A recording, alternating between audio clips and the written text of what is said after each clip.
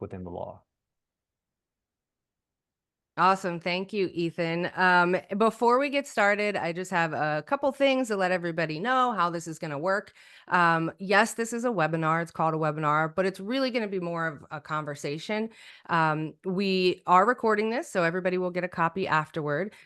You will see there is a resources tab, most likely at the bottom, I believe. Under that resources tab, we have the PDF of this presentation and information on the speakers as well. And then if you have questions, we would love for you to ask those questions as we go. Don't hold off till the end. Please, this is, conversational. Happy to answer any questions as we go. Feel free to type those in the Q&A section, and Brittany will be keeping an eye out for any questions that come up. And we're going to pause after each section to see if there are specific questions about things that we've talked about. Yeah, exactly. This presentation is going to be about you. And so if we don't get through any slides and just field your questions, that would be super fun as well. So please don't be shy if you've got the questions. We'd absolutely love to answer them. Yes. So, what we're going to be talking about today, we're going to be talking about AI, the use of video, some influencer marketing, mixed media, sweepstakes and contests, all kinds of good stuff. So, please type those questions as we go, and we will answer them as we chat. So, to jump right into it, one of the number one trends in digital marketing that we see is the use of artificial intelligence. There's a bunch of different kinds of artificial intelligence today. Generative AI and predictive AI, those are what we really see the most of.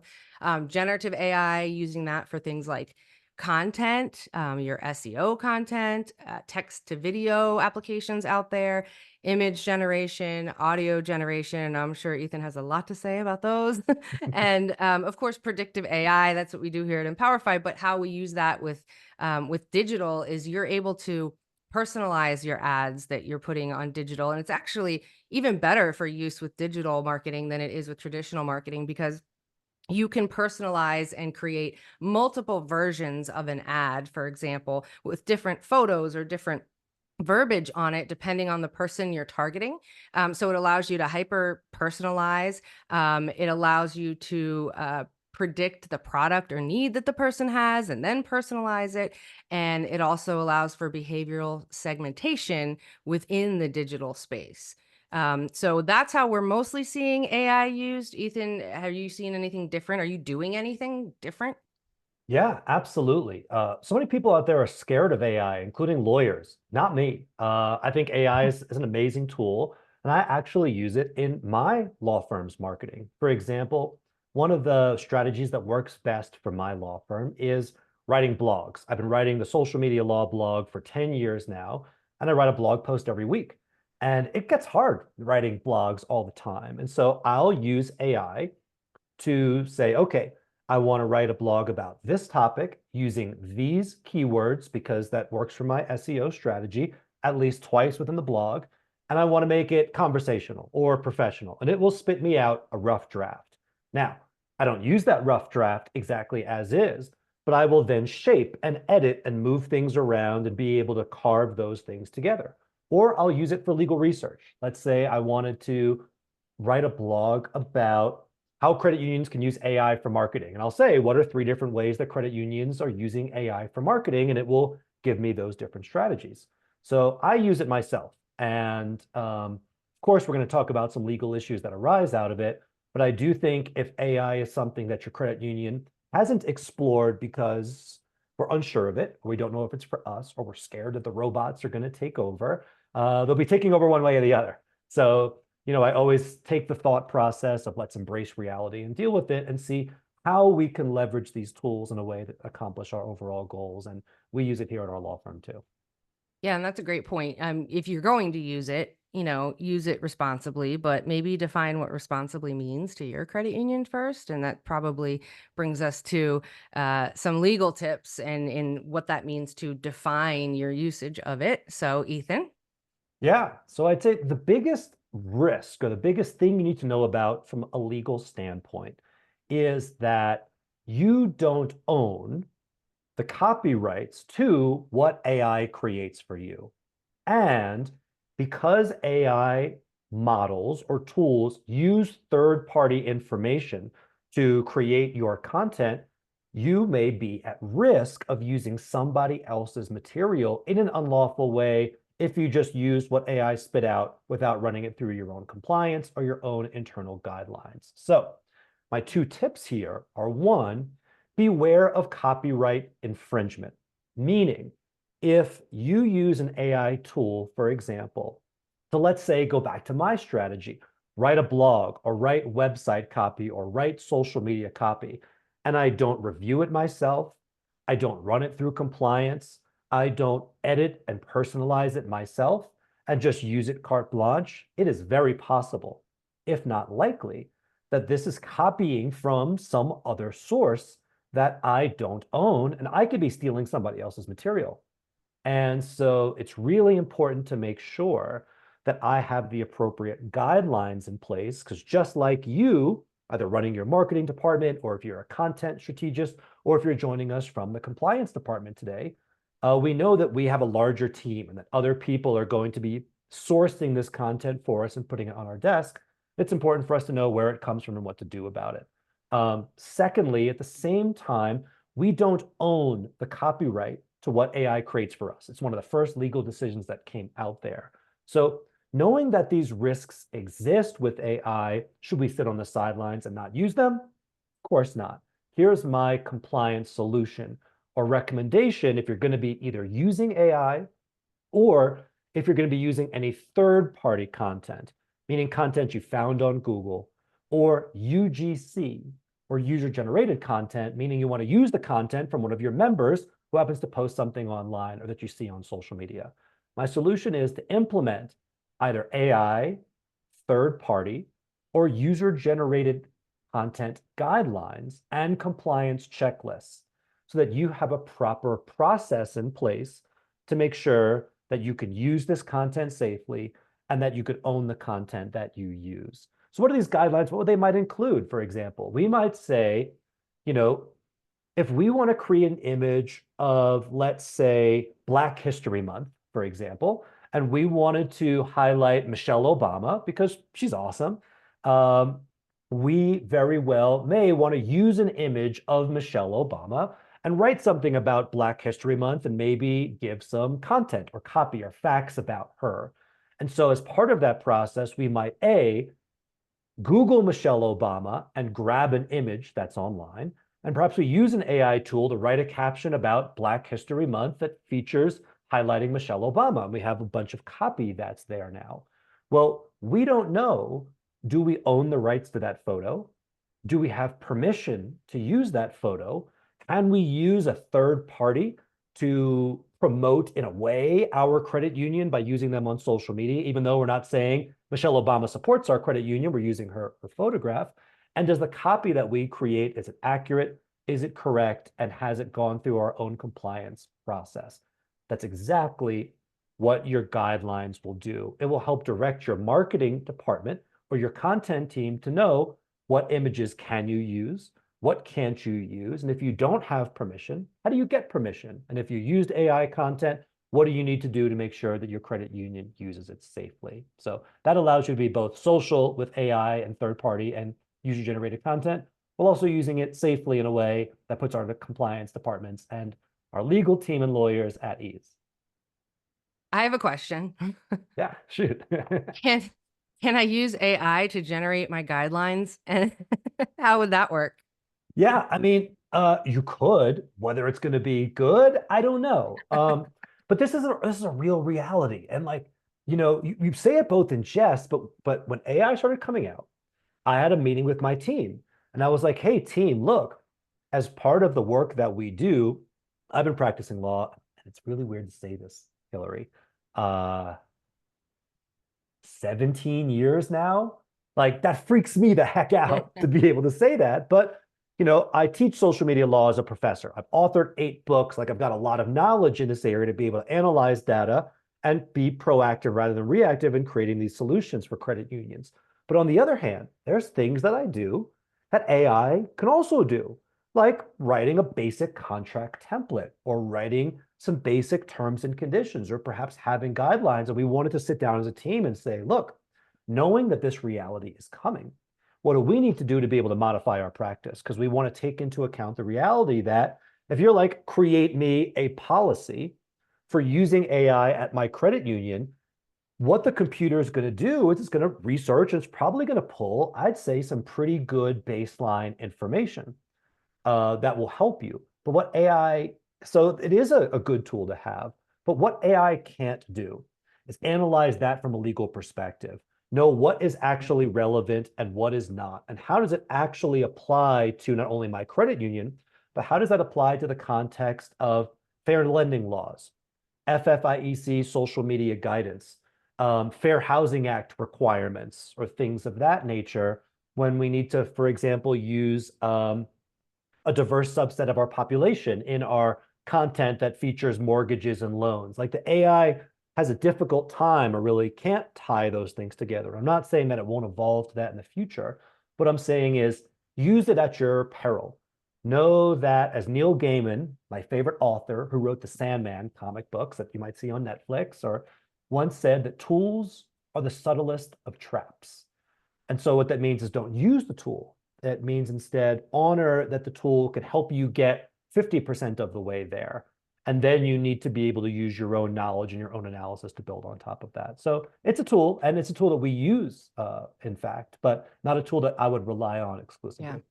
It's a good point. It's not human. I mean, that's the whole point. It's machine learning. It's AI. It's, robots, for lack of a better term. And in that human aspect and connecting it with those regulations is really, really important. I'm going to go back a couple of slides here.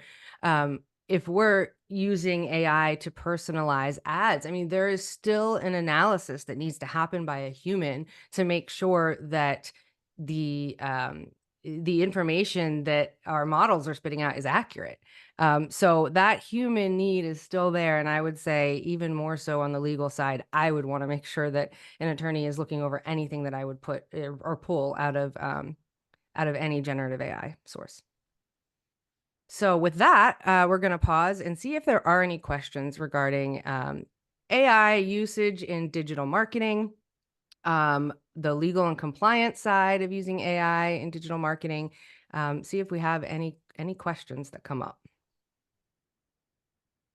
I don't see any yet. And Cool. if you do have a question about this and you missed your shot to raise your hands, just type it in the Q&A and we will absolutely come right back to it. And at the end, of course, we'll pause and have some time for questions there as well. Exactly. We'll do a session at the end, just an open Q&A. So if you're like, hey, I came to talk about something that's not on your list, we'll answer it. Or feel free to just collect your questions and shoot them all at the end if that's what you'd like instead. Awesome. All right. So went too far. There we go. All right. Trend number 2, short form video. Now, video really in any form, I think, is at least be doing some kind of video. But short form video is a little bit different than long form video, which definitely has its place too. But they're videos that quickly deliver the value or entertainment. You could make people laugh with a meme, or it could deliver some financial tips and tricks very quickly.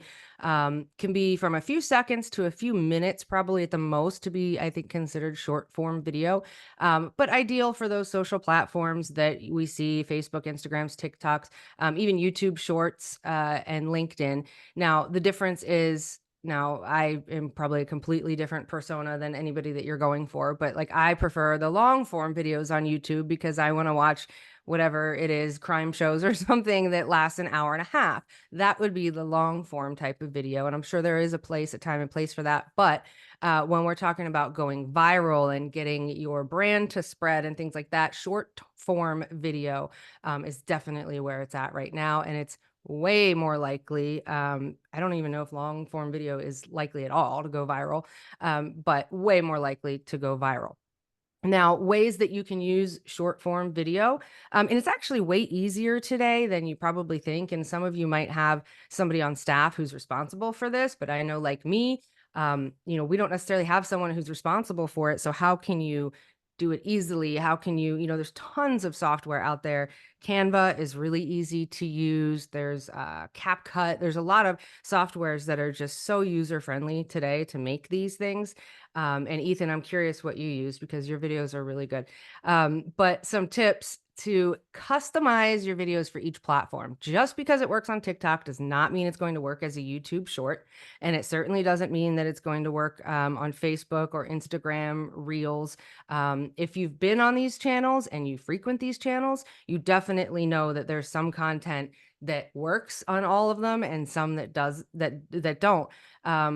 I, for example, don't scroll TikTok. I like my children do. I just don't do it. And they find that they're trapped. They're trapped for like hours. And I don't scroll TikTok. But what I do is I end up watching the TikTok videos on Instagram because I'm scrolling Instagram and it's like posted to Instagram 2 weeks after it's posted on TikTok. So I'm late to the game, but I'd rather see that TikTok video on Instagram. So sometimes they do work like that. So customize your videos to each platform and start with a strong hook. You want to right out of the gate on your, you only have a couple seconds or, a minute maybe at the most. So you want to start out with a really strong hook. I think just from seeing teenagers and other people scroll these platforms, I mean, you've got maybe 1 to 2 seconds to get their attention right off the bat. But make sure you stick to your brand's style and your values. We're not saying you have to be a stodgy financial institution in all of your videos. That would suck. You definitely want to be fun, but make your brand fun. Do it while you're still sticking to your brand style and your values. And repurpose existing videos. I'm sure you have some videos out there that are probably longer or maybe on YouTube or Vimeo, but you can make those shorter. Make them into 10-second clips and videos. And you can even have a hook at the end that says, to see the whole video, go to our YouTube channel. So repurpose anything that you currently have out there. I'm sure you have a ton. And then don't forget to participate in trends, especially if you want something to go viral or get a lot of views or shares or engagement. Participate in those silly trends. Make sure that goes along with your values. But if you can, be a part of the trend as well. Ethan, Absolutely. what do you got? Yeah, well, I'd say a couple things. So first, if you were sitting here saying, okay, cool, Hillary, these short videos for like teenagers are cool, but teenagers aren't our target market, just know two things. First, it's not just teenagers who consume this type of media. It is people in their early 20s, early 30s. This this is a type of content that I personally was resistant to because when it first started, it was silly dance videos. And I'm like, I have two left feet and I ain't dancing because as Hillary said, that it's not authentic to me. I felt resistant. I was a more long form video guy. You heard me talking in the first topic. I talked for a long time to try and like distill stuff down into like 15, 20 seconds. I'm like, I'm leaving a bunch of important stuff out. How do I do this? I was shooting this stuff over and over again. But one, this is how people are consuming content these days. It just is what it is. And as our early 20 generations graduate from college, evolve, are getting their first mortgages, are starting their own businesses, and are needing the types of services that we need and building those long-term relationships, we want to be able to connect with them. Because if not, that it's going to pass by. The second thing, I can tell you, my dad watches more TikTok videos than I do. But yeah, I know. And he's just like sending me reels. And I was like, first of all, Pop, like, how did you know to even do that? But it's just because our attention is everywhere these days and our attention span is short, whether you think it's a good thing or a bad thing, I don't think it's the best thing, but it also is. This type of video is what people are consuming nowadays. So I think that whether or not it's something that you might consume or you might do, I think when you assess your target markets and assess your digital strategies, these short reels, videos, and TikToks should absolutely be considered. And maybe it's not the full crux of your online marketing and your digital media, but I do think it needs to be part of it and part of that portfolio so that you make sure that we are not going the way of the dodo by sticking to what we know and what we're used to, and instead leaning into things that might seem uncomfortable, but finding our voice and then finding ways to do it. And going back to AI can take a long video and cut it up into shorter clips for you And then you could decide how to go ahead and edit those things. So you can repurpose a ton of your existing content and turn them into short videos and reels that could work. So there's so many opportunities Yeah. to be able to strategize how to use this stuff. And today, I mean, I hate to say it because I don't like saying it, but it's kind of true.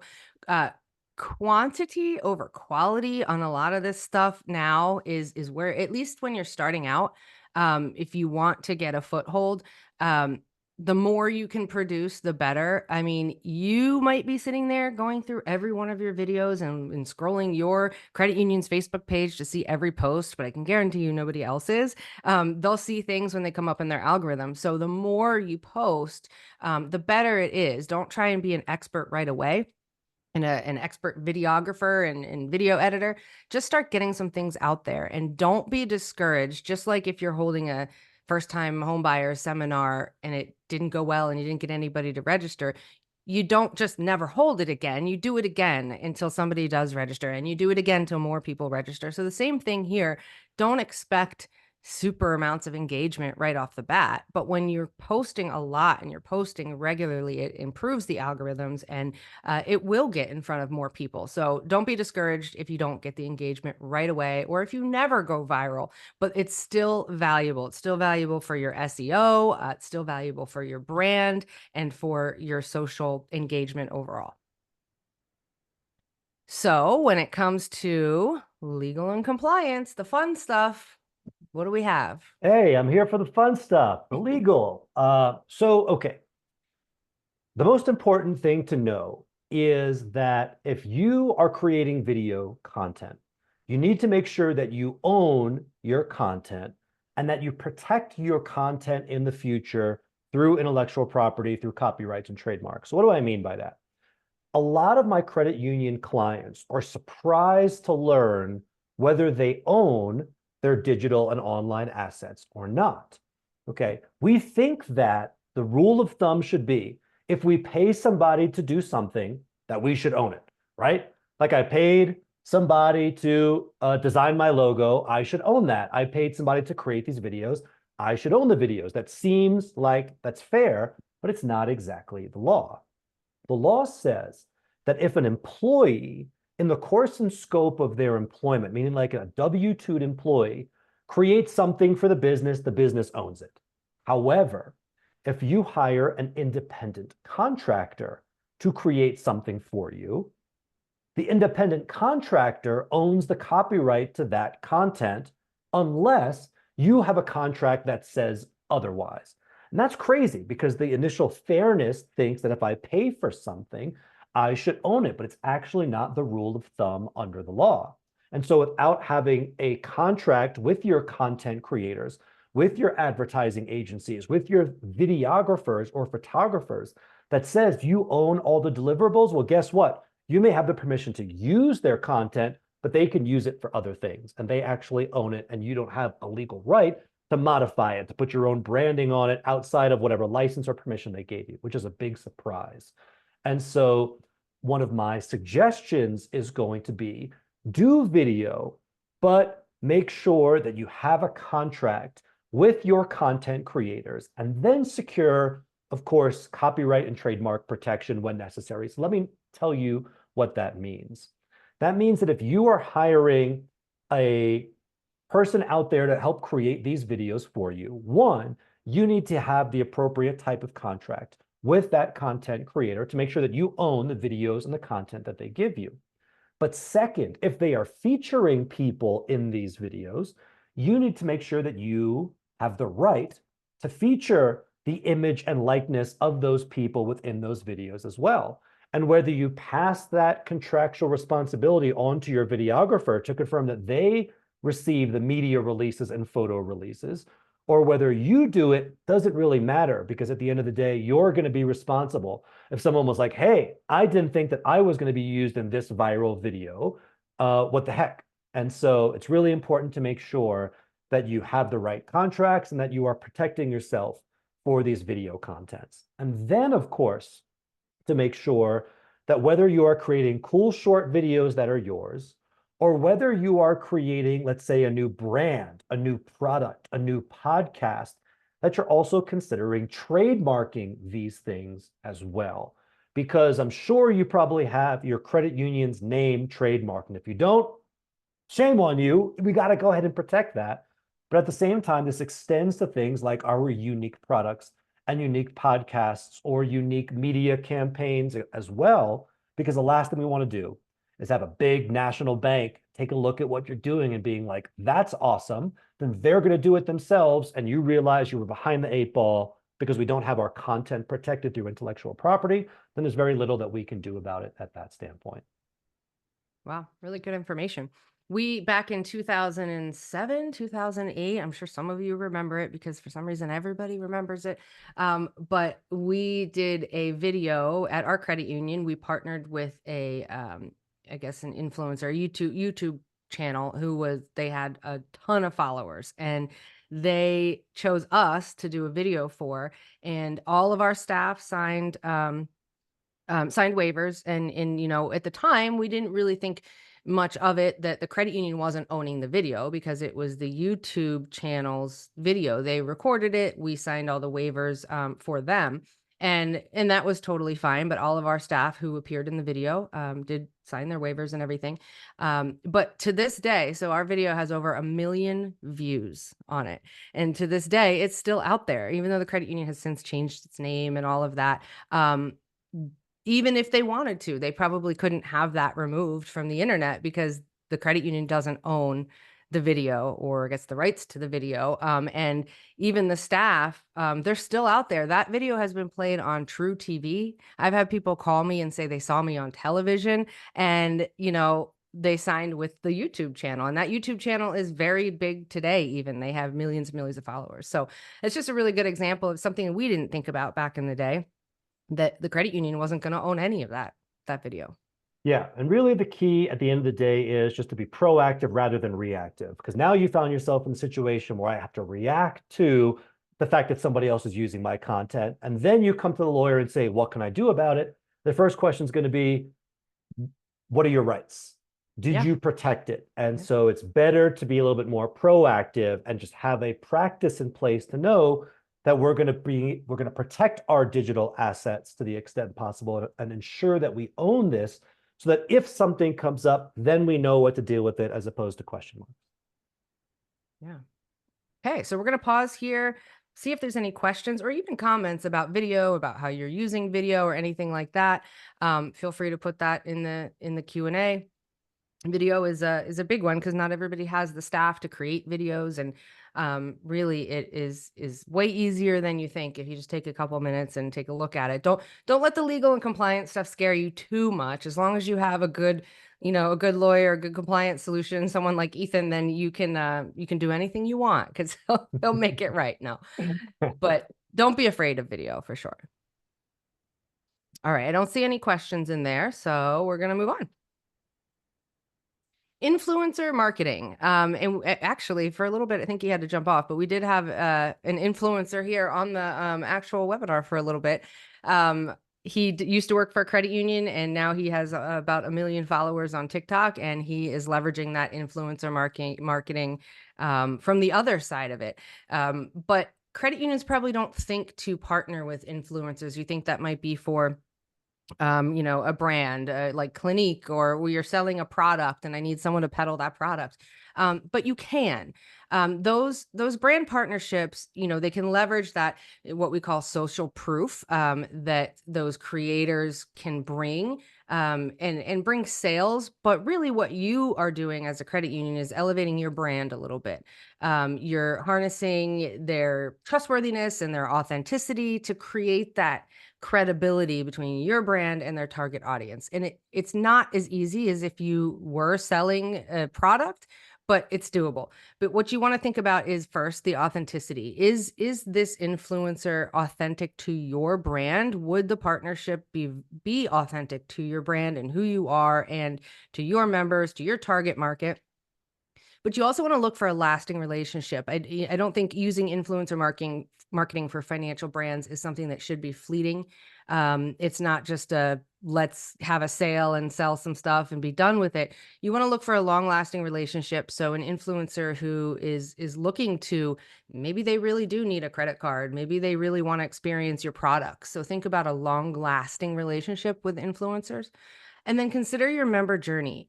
At what point in the member journey do you want to, what do you want to influence? Do you want to influence just getting your brand out there and bringing people to the credit union?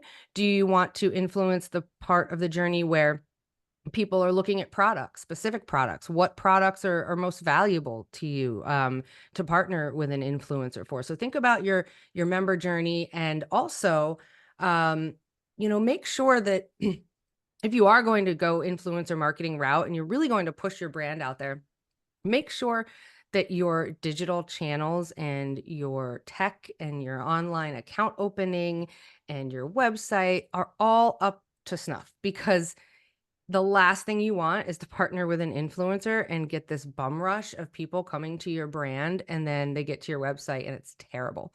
So I would say set that foundation first before you even consider influencer marketing. But this definitely can be done for financial brands.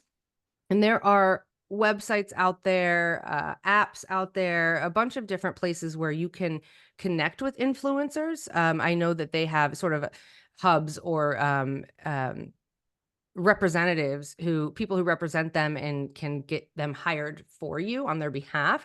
But there's a ton of websites out there to start looking at influencers to see who might be valuable to your brand. So take a look out there for any types of resources like that before you just dive into it.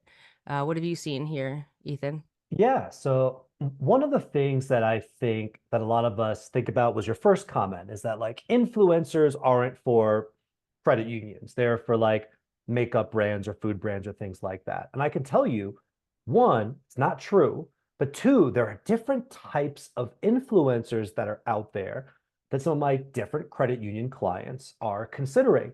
In the very beginning, my clients were leaning more towards influential people in the financial space in their area. For example, I had a credit union that was hiring someone that regularly blogged about financial topics or posted about kind of like smart financial tips and smart financial decisions.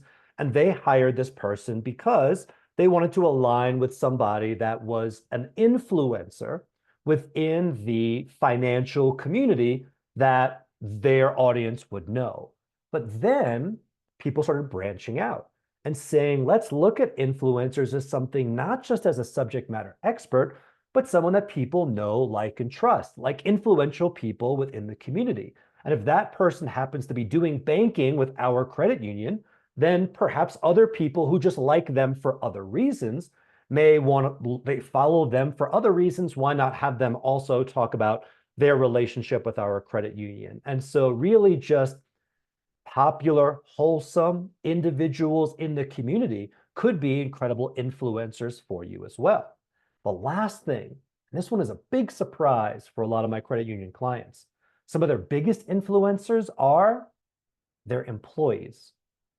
Now, this seems weird because we think of a traditional influencer as somebody who we would pay to write content on our behalf.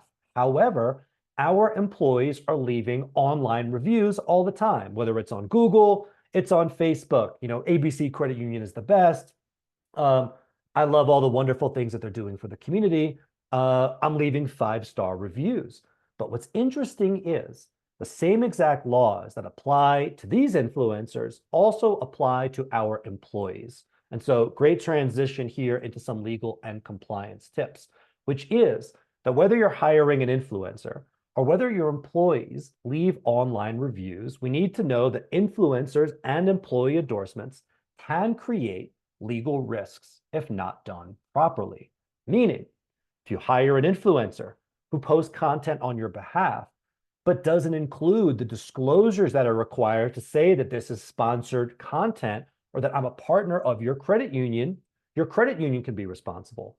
And on the same vein, if your employees are serving as advocates for you, which we want and encourage them to do, but they're not identifying themselves as an employee of your credit union, That can also lead to legal risk as well because people don't know that this really great, glowing 5-star review actually comes from somebody who works for you as opposed to one of your members. And so without disclosing that fact, that could also violate the same influencer or truth in advertising laws. And so it's important to know that risk comes there as well. So what can we do about it if we want to work with influencers or if we want to encourage or are seeing our employees posting online reviews? We need for our influencers to have contracts and guidelines about what they should or should not be doing. Meaning, if you're hiring Jane Smith, the influencer, you want to make sure you have a contract that sets forth what are they going to be doing for you and what are you going to be paying them. But it's also going to say you need to make sure that you follow the influencer laws and that you may want to give them guidelines or disclosures to say, when you make a post, here's the hashtag you should use, like hashtag ABC Credit Union Partner. And where does that go? So it's not hidden so low that you can't see it, so that your influencers are not creating problems on your behalf.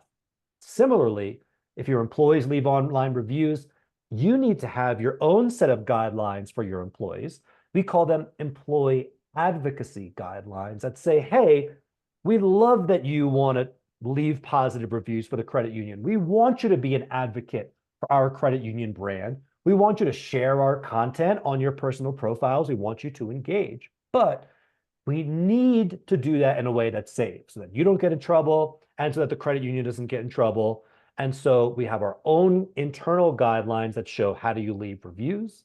And then as part of your annual employee social media training, to have a section about reviews and endorsements as well, to make sure that your employees know and understand so that we are creating an inclusive and encouraging environment, while at the same time mitigating and limiting our risk to the extent possible. Well, I can see we already have a couple questions, so this must be a hot topic. But before we go to the questions, I had a kind of question that came up when you mentioned it. So, an employee is leaving a review about their experience with the credit union, but technically they're a member as well. Does that come into play at all? It does. So one of my clients is based out of South Florida, and we use this review actually as an example in some of our training slides where an employee, there's two different employees. One said like ABC Credit Union is the best. Okay. And that one created a degree of risk because even though they were also a member, they're also an employee and it's not clear from the review itself where this is coming from. We then highlighted a second review where it said, I'm not only an employee of ABC Credit Union, I'm also a member. And guess what? We have great rates. Wink. And like that was kind of tongue in cheeky, but cute. But it was also abundantly clear that they were an employee of the credit union and they got the 5-star review. So it boosted the Google review higher and it let people know that they were both an employee and a member as well. So it was equally as effective, even though they identified themselves. So in those situations, you should still identify that you work for the credit union, even if you're also a member. Awesome. Great point. So we do have a couple questions. The first question is, what type of verbiage do you suggest for an employee review? Or is there verbiage that should go in an employee review about social media? Is that where that should reside? Sure. So the first thing is to be sure that we're talking about an employee review, meaning if an employee says, I love all the wonderful things that ABC Credit Union does to benefit the community, that may not necessarily be a review or an endorsement that needs a disclosure. In other words, not every employee post about the credit union is considered an endorsement. But now that same employee says ABC Credit Union is the best. That's an endorsement. That's a review. So what do we need to do under the law? First and foremost, we need to make sure that the endorsement is truthful, meaning people aren't lying. And let's face it, your credit union is the best. So we know that that's going to be truthful in that example. But then we need to, according to the law, quote, clearly and conspicuously disclose the nature of the sponsored relationship. Okay, and so what does that mean? It's going to depend upon different contexts. But in a nutshell, the employee needs to be able to state that they're an employee of the credit union, that they work for the credit union, And we could talk about what the suggested verbiage for be for your credit union through a set of guidelines, but from a high level perspective, it should make it clear that they work for the credit union. So this could be something like, I work for ABC Credit Union and, okay, or I'm a member and an employee of ABC Credit Union. Or it could be ABC Credit Union is the best, hashtag ABC Credit Union employee. So there's many different ways to do it. And so in our guidelines that we help to prepare for our credit union clients, we'll give different examples of do's and don'ts.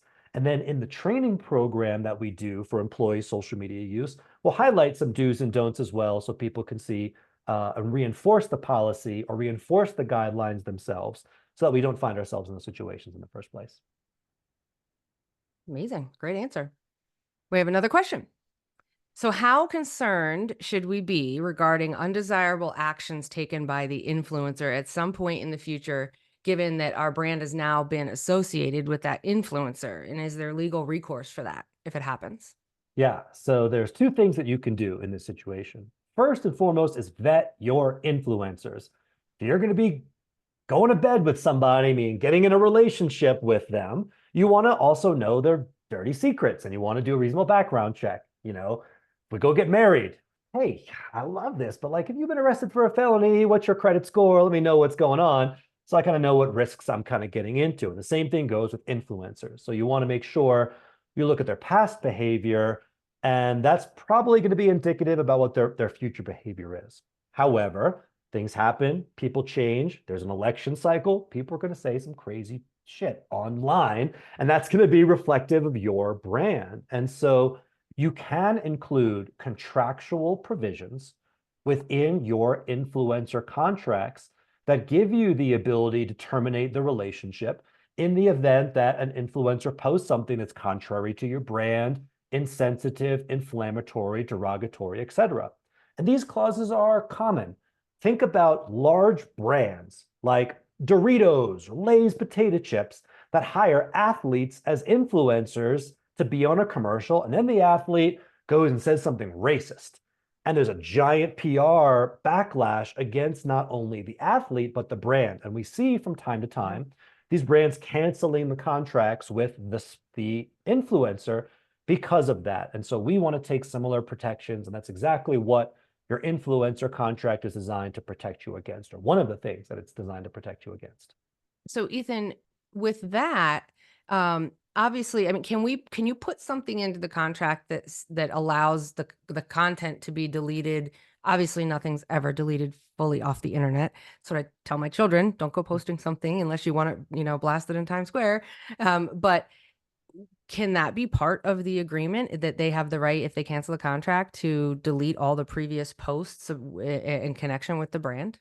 Yes, and it's actually encouraged. What I mean by that is when it comes to writing a contract, there's no such thing as a good deal or a bad deal. Okay. Like if you're paying an influencer $5,000 or $50,000 for the same amount of content, it really is what's the value to you at the end of the day. From a legal perspective, all right, I can write the most ironclad contract in the freaking universe, and an influencer is not going to sign it because it's going to scare them away. And so what I think of as a good deal or a good contract or a bad contract, it's not whether you got a good deal or a bad deal. That's subjective. It's whether or not the terms of the contract are clear and that both people are on the same page. And one of the largest ambiguities that comes up in influencer contracts is what's the deliverables and what does that mean? Meaning, if I pay somebody to make 5 posts, do those go on the feed? Are these stories? Are they on the feed forever? Can they be on the feed for a week and then the influencer can delete them? Like, what are the terms? We want to be very specific as to what we're getting. And so one of my jobs for my credit union clients who enter into these contracts is to make sure that the deliverables and the schedule and what my credit union clients are getting is abundantly clear. And as part of that, we will explain things like this, meaning in the event the contract is terminated for cause or for these particular provisions, that you would need to kind of remove this content from your pages, or that would be considered a material breach of the contract itself. So we want to make sure that those types of contingencies are spelled out so we don't find ourselves in a situation where we're like, this person's popular, let's just sign their basic contract. Something goes wrong in the future, and now you realize you don't have any legal resource or leg to stand on because the contract didn't spell that stuff out. Yeah, is it considered an influencer if the contract is just that you can, as the credit union, use their name and likeness in your advertising, but you're not asking them to post things on their social media? Is that still considered an influencer, or is that something different? It's a little different, okay? Because usually that's just someone who's a spokesperson. Now, are they an influencer because they're influencing people? Sure.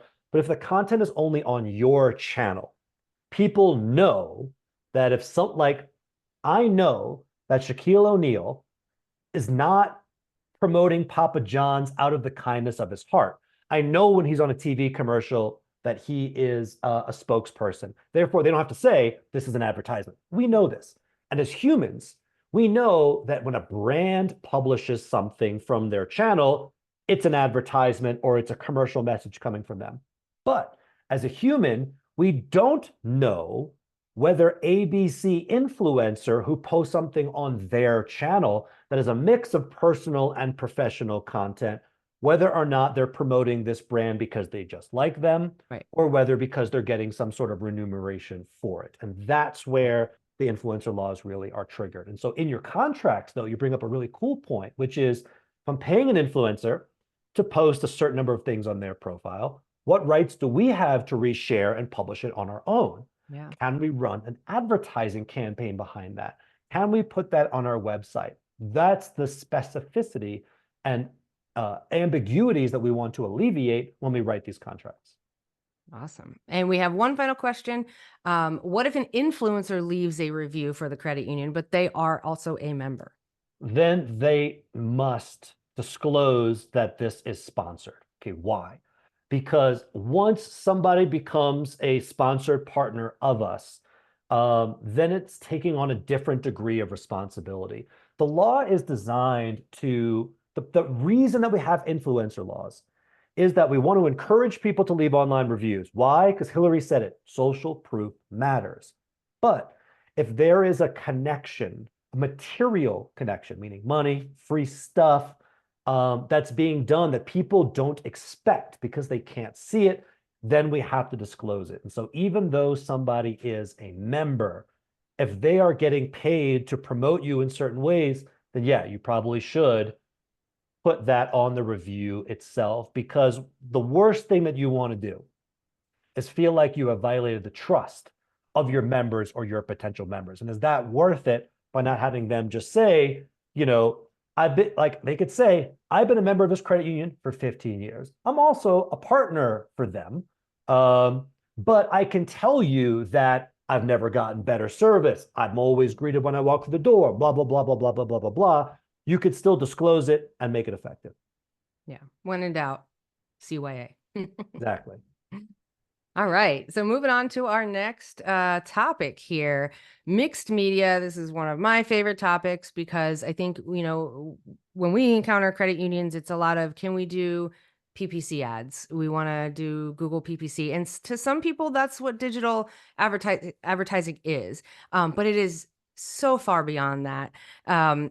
You should be utilizing all different kinds, multi-channel digital advertising. I mean, talk about trends right now, because, and I'm going to start with a why at the bottom. You need to segment. You need to hyper target. You want to reach people with the right advertisement. You don't, that spray and pray, it's gone. And digital helps that happen, helps the segmentation happen. You can personalize, and of course it's cost efficient. But there's a ton of channels out there. So there's everything from native ads, which appear within articles and things. There's display ads like your Google PPC and ads that are simply just placed on display out there. There's audio streaming ads like podcasts and music streaming. Social mirroring ads where it looks like one of your social posts. It is one of your social posts, but it's placed as an ad that can be clicked on through to your social media. in these articles, in these other websites. OTT, over the top, the video pre-roll, all of these videos that can be posted can be used on things like Hulu, the pre-roll ads on YouTube, and over the top on some of those streaming channels. And then connected TV ads, and then in-game ads. I mean, there's so much to be had.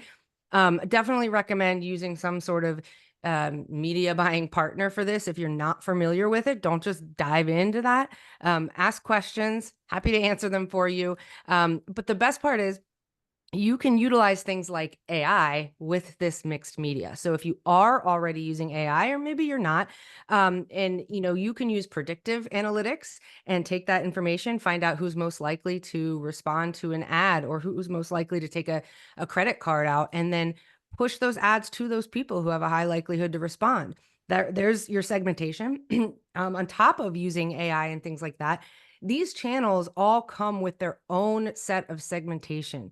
The companies that you're placing these ads with have a lot of ability to segment and hyper target. And whether you want to target employees of a certain company, or you want to geofence people in a certain area, the capabilities go just above and beyond when it comes to segmentation and hyper targeting. But mixed media is definitely one of the top trends right now. Don't just think Google or Facebook ads. I didn't even put Facebook and social media ads on here, and that's what we're talking about today. But those are things that I think we all think about. And what I really wanted to talk about were things that are thought about a little bit less, unless you are doing multi-channel campaigns. And I see we probably have some questions, but I'm going to let Ethan kind of talk about some mixed media here and what you're seeing. Yeah, absolutely. And I'll be quick here. And that is, if you haven't done the strategy yet, you should. My law firm doesn't. We run our own native ads as well. And we're building a strategy for pre-roll ads because it just works. And so I do think that this is part of, when I think of like a baseline strategy for online advertising, online marketing, and digital trends, that if you're not already doing in 2024, you probably should be. And I was behind the 8 ball too, but these are absolutely strategies that that you should consider, and pick and choose the ones that may work best for you. Awesome. Yeah. Well, I know there's lots of legal stuff when it comes to doing ads like these. So let's dive right into that.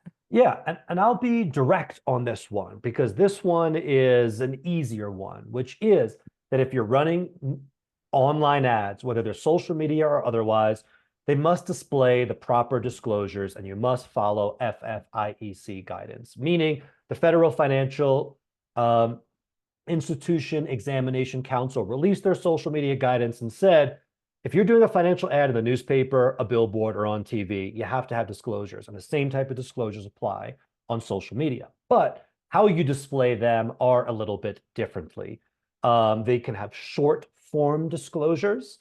You may have heard of things like the one-click away rule, where your disclosures must link directly to a landing page. That landing page needs to have more detailed disclosures, perhaps with a link to the full disclosures themselves, especially if you're including trigger terms like APR or APY.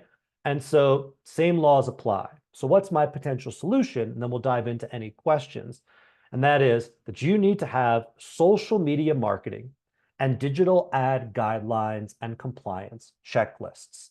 What I mean by that is, when I first started doing this 9 years ago for credit unions, and I was at the CUNA, which was CUNA at the time, Marketing to Business Development Council in Los Angeles. I think it was 2016. But the environment was like the Thunderdome. 2 departments enter, marketing and compliance, and 1 department leaves because they couldn't get on the same page how to do this stuff. And at the end of the day, we have to do these things, but we have to do them safely.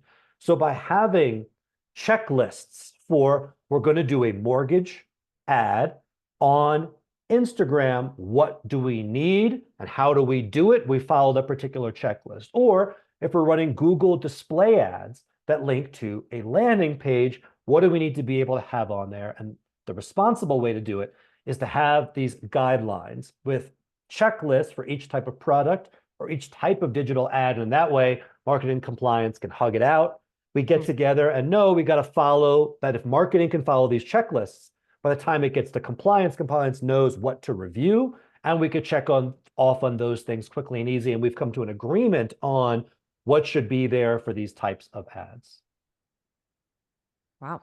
Very nice. Well, the one question, how do we put a plan together, or do we put a plan together to how do we avoid biases in targeting and segmentation? Is there a plan for that? Is that something that should be written into your policies? How do you avoid that? Oh, you must. Okay, the reason why is that when it comes to certain types of products, we have two different laws that are here. And I know we're pushing up against the edge of the hour. And so I'm free to stay on and continue going for a little bit over. But if you're like, hey, Ethan, I got 3 minutes. We haven't hit topic 5 yet. And I really wanted to hit that. Know that this program is going to be recorded. Hillary is going to be able to send a slide deck. So don't feel bad if you have to go. And if you have a question, but you also have to go throw it in there because it's going to be in the recorded version and we'll send that to you as well. But if you've got time to hang with us, we've got time to hang with you. I'd probably say 15 more minutes over the hour. We could probably cover it all if you're trying to budget your time. Oh, good. But what are the two specific laws that are absolutely required for this? There is the Fair Housing Act and the Equal Credit Opportunity Act. Okay, meaning when we're running a targeted ad, we're going to use demographic data to help target the ad to the people who it's most likely to help. And that makes sense. If we have a checking account for new college students, maybe we have people who are 80 years old going to college. And if so, high five, lifetime of learning, more power to you. But mostly, we are probably having people who are like 21 to 27 that live within 20 miles of a local college. That targeting is better for that. Or if we want to do a mortgage for first-time home buyers probably fit between 25 and 35 as opposed to 75 to 85. So targeted segmentation works. But if you are using demographics for mortgage products or HELOCs, it's governed by the Fair Housing Act. Or if you have any type of credit product like loans, or mortgages, or you're promoting employment-related product, that is governed by the Equal Credit Opportunity Act. And they have specific provisions that prohibit you from using demographics in a way that would discriminate against protected classes such as age, gender, average household income, etc., where those rules actually don't apply to checking accounts, savings accounts. And so it's really important to have what we call at the social media law firm targeted advertising guidelines, which means that if we're using any type of digital tool, whether it's a Facebook ad or a Google ad, to use demographics to target that ad to a specific demographic, that we know what we can do it with, what we can't do it with, and how we can use these demographics to ultimately craft the right type of targeted marketing campaign while at the same time maintaining responsible guidelines to ensure that we're in compliance. Sounds like we need a lot of guidelines. We need a lot of stuff written. It's in a way, but remember, one thing, Hill and I were talking before the webinar about this stuff, for example, and it's like, does everybody need an AI policy or guidelines? The answer is no, unless you use the AI guidelines. And so you're not going to need everything, but it is that if you choose to use the tool, influencer marketing, giveaways that we're going to talk about in a minute, AI, then we need to be responsible about using it. And regulators don't care necessarily whether you're using these tools or not. What they're going to say is, I see Google ads. What's your social media risk management policy or your digital ads policy or guidelines as it relates to these ads? If you don't have them, then you're in trouble. But if you do, they say, okay, you've got guidelines in place. I see it's part of your overall social media risk management plan. I'm going to put my attention on somebody else that's running digital ads that don't have those guidelines than if you do. So really it is not only a good practice to have, but also helps, like an apple a day keeps the doctor away. A set of guidelines will keep our regulators away because they know that you have the right infrastructure in place. Yeah, I see more and more. When I was working at the credit union, our examiners, not to say they didn't care about marketers, but they really weren't concerned about what we were doing. And all of these things didn't exist. Gosh, how long ago was that? 20 years. Next month is my 20th year in this space. 20 years ago, they didn't care about much of that. But now I'm hearing from our clients all the time that the examiners are requesting policies and information from marketers all the time. So I most likely a lot of you on this call have been asked, who are in marketing, have been asked for documentation from your examiners. So if you don't have it and you are considering using various types of media or AI or things like that, please definitely start with the policies and guidelines. All right, and then moving on to our final topic, sweepstakes and contests. And this is something I admittedly I know way less about than Ethan does. He knows more about this probably than anybody I know. I know what I've seen out there. I haven't done a lot of it myself, but there's a bunch of types of sweepstakes and contests. And usually, as financial institutions, we're like, ooh, the word contest, the word sweepstakes is super scary. But there's a lot of types of contests you can do with social media and digital marketing. User generated type content, which is the Starbucks example here. They had red cups that people could draw on and share their drawing, and they could win money. So that was users generating the content for you. Share and reach brand promotion, engagement enhancing types of promotions, consumer insights. Maybe you just want to gather some information on how they use credit cards and things like that. Tons of types of contests that can be done.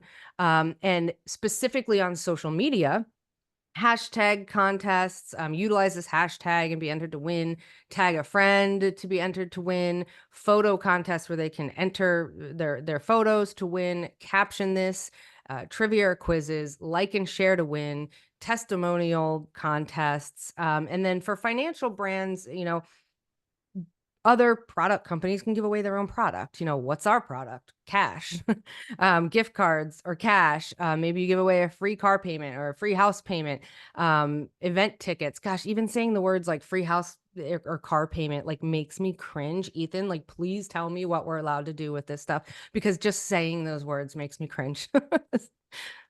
Absolutely. Well, good news. Okay. You could do sweepstakes, you could do contests, and you know what? They work.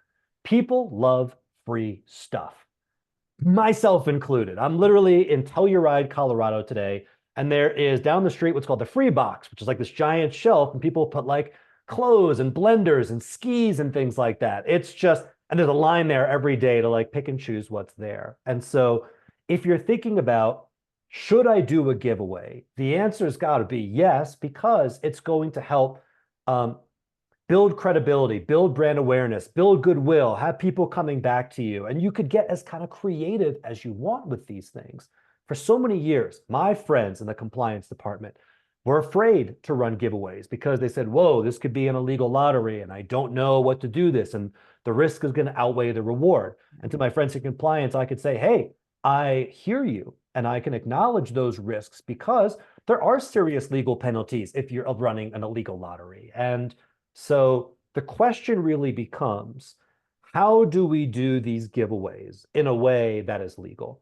And so that's kind of what we'll talk about here, because online giveaways are governed by state gaming laws, and they all require official rules, meaning whether you are giving away a $25 Starbucks gift card or your mortgage payments for an entire year, or if you're giving away a Tesla or an all expense paid vacation to, I don't know, Telluride, Colorado, where I happen to be today, the laws are the same.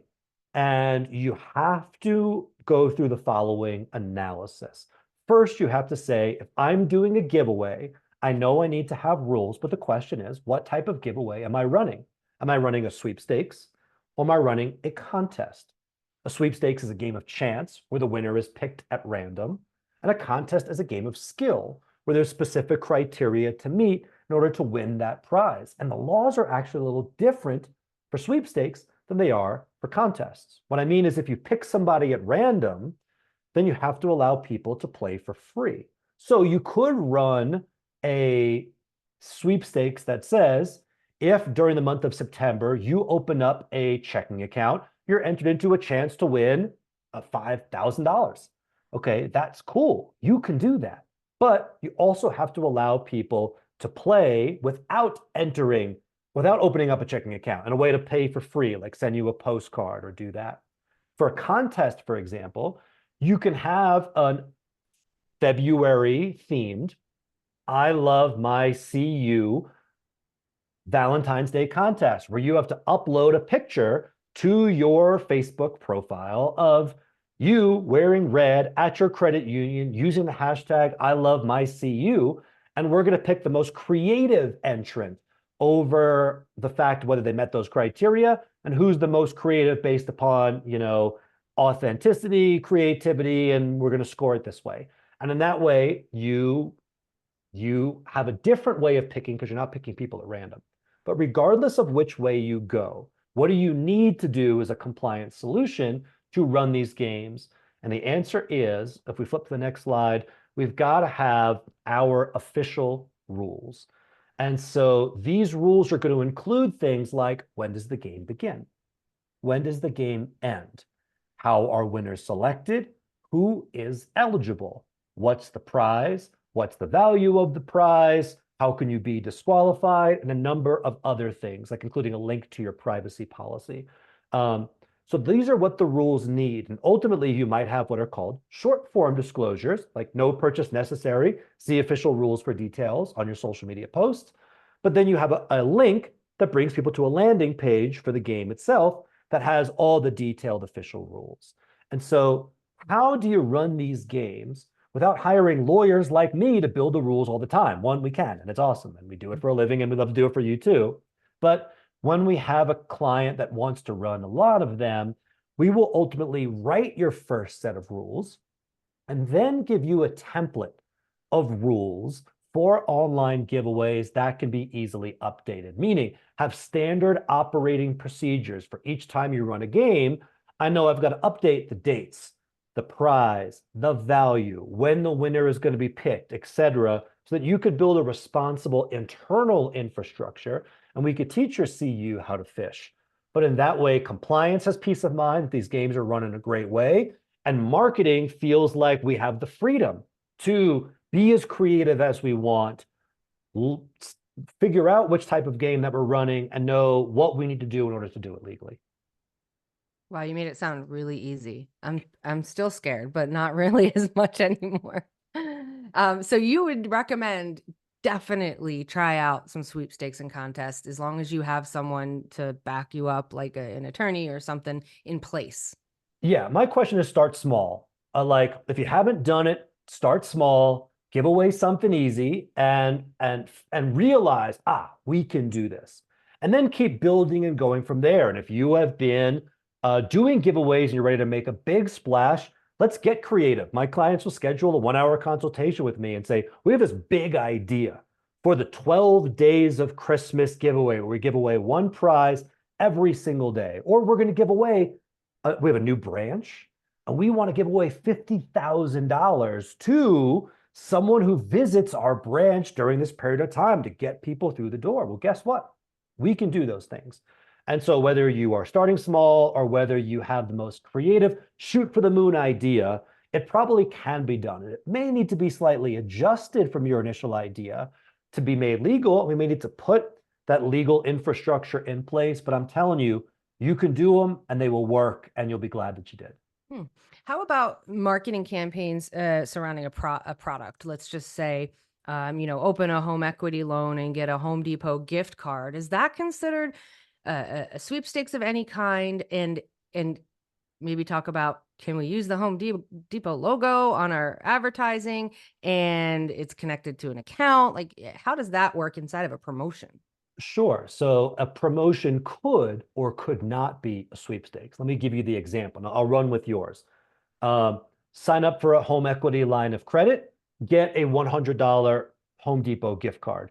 If everyone who signs up gets the gift card, it's not a sweepstakes. It's just a promotion. Now, you should still have your own terms and conditions for that promotion, but it's not a sweepstakes because there's no winner being selected at random. Same thing, sign up for or apply for a HELOC within this month, and one person will win a $1,000 or $10,000 Home Depot gift card. Now it's a sweepstakes because You are selecting someone who is eligible at random, and you'll also need to let people enter the game for free without applying for a HELOC in order for you not to become an illegal lottery. So it really kind of depends upon how your promotion is structured. And to your answer, could we use the name Home Depot? Sure. If you're giving away a Home Depot gift card, you can. Now, you can't probably say Home Depot is partnered with us if you just purchased the gift card and are giving it away, because now you're using their trademark to create an endorsement that doesn't exist. But you might have a deal with Home Depot that says Home Depot is going to be the sponsor of the giveaway, that's going to donate the gift card to you in return for getting promotion. And now you've got a really cool prize that you could give away without coming out of pocket. That's still going to be a sweepstakes. But now you also need to have a contract with Home Depot to know what are the terms of the promotion, what of their IP can you use, what can't you use, et cetera.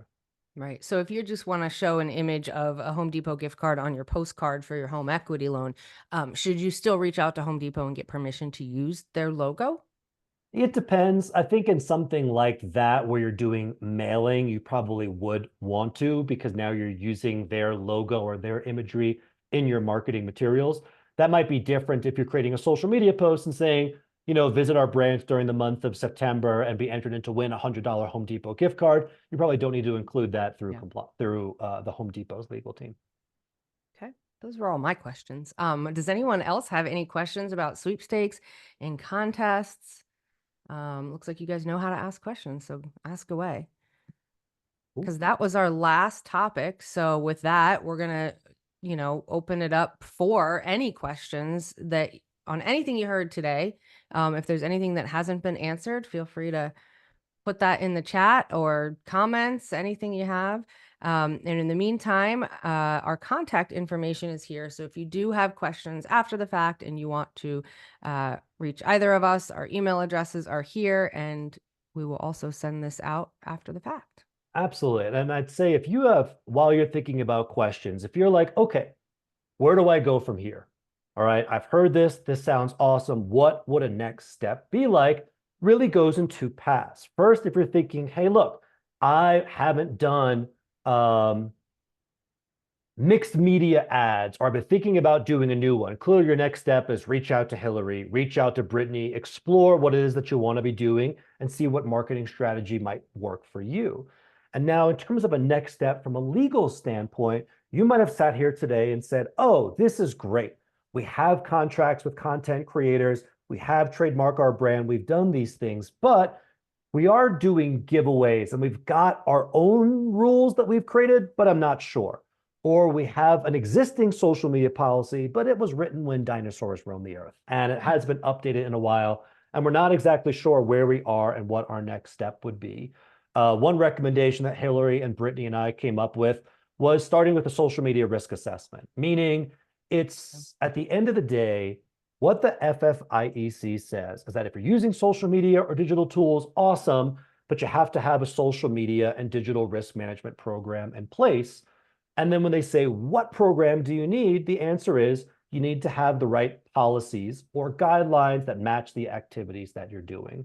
And so one of the jobs that I have at the social media law firm is to kind of like a doctor, give you a checkup and say, you're doing absolutely great in these departments. You've got up-to-date policies. Everything's good, but this policy is a bit outdated and you haven't offered social media training to your employees and you're using AI without guidelines. So I think we should implement these things over a particular period of time. So I think that's just kind of, as I know our first question rolled in, that might be a great place for you to start if you're thinking, where do I go from here?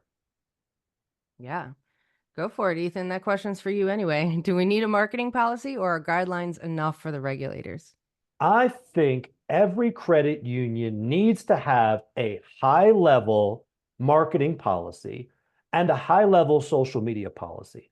These could be one of the same, but you need to have at least one senior management approved high-level policy that addresses social media and online tools. Okay. After that, I think everything could be a guideline. Okay. What I mean is that all of our credit unions have different corporate governance structures, and getting policies approved can be incredibly difficult and time consuming. And when I first started doing this, I was like, oh, yeah, have a policy for this, have a policy for that. And people are like, that's a lot to go through senior management. And I acknowledge that and realize now that different credit unions have our different structures. And so I think you really should have a high level social media policy that is going to help you comply with the National Labor Relations Act. That's one that applies across the board, from your C-level executives to your brand new teller that just got hired yesterday. And that's going to help govern people's personal social media use to make sure they're not sharing things online that are going to put you at risk, and that you're not maintaining policies that are going to violate the law. But when it comes to things that your marketing and compliance department need to run digital ads, to use AI, to handle user-generated content, or to have employee advocacy guidelines for your employees, or social sharing guidelines that tell your employees what they can or cannot do, or what they should or should not do when sharing your content, I think all of those are at the guideline level, meaning ones that are probably approved by your head of marketing or head of compliance, but not necessarily needs a giant powwow from everybody, because there are sets of guidelines that are more geared towards the marketing department themselves. So I think you got to have at least one high level policy for marketing, and you probably should have one specifically for social media, and everything else can be a guideline, procedure, checklist, or something that is more internal. And the combination of those things is your social media risk management program, meaning the FFIEC requires you to have one, and you're required to have 7 different things as part of your program. And one of those is policies and procedures. And so we would always say, we have this high-level marketing policy, this high-level social media policy, and these 10 guidelines. And therefore, the regulators will say, you've got your high-level policy. I see you're running digital ads. Can I see your guidelines for these digital ad compliance? You're able to easily show it to them. They check it off, and they move on to somebody else. Amazing. That was a really great answer. Any other questions that have come up throughout the time? We're here, and if you can't answer, ask it now, and something comes up later, please reach out to us. And thank you so much for your time. Sorry we went over, and thank you for those who got to stay. And this will be sent out afterwards. So thank you, Ethan, for joining us today. That was awesome information. My pleasure. So happy to be here. Thank you to you, Hillary. Thank you, Brittany. Thank you to everybody who came, and really everybody who stuck with us throughout the entire program. That's amazing. You got more information, feel free to visit thesocialmedialawfirm.com or shoot out an email to me. It would be a pleasure to answer your questions. I saw one more snuck in at the end, so feel free to shoot me an email and I'll give you a direct answer to that one as well. Awesome. Thank you, everybody. Have a great day.